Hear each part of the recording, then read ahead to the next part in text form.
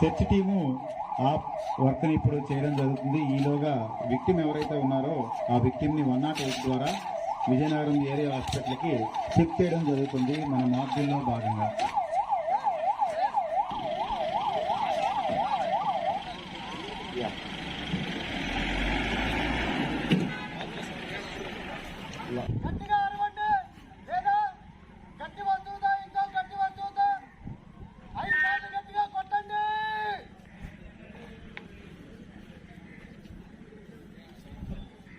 No.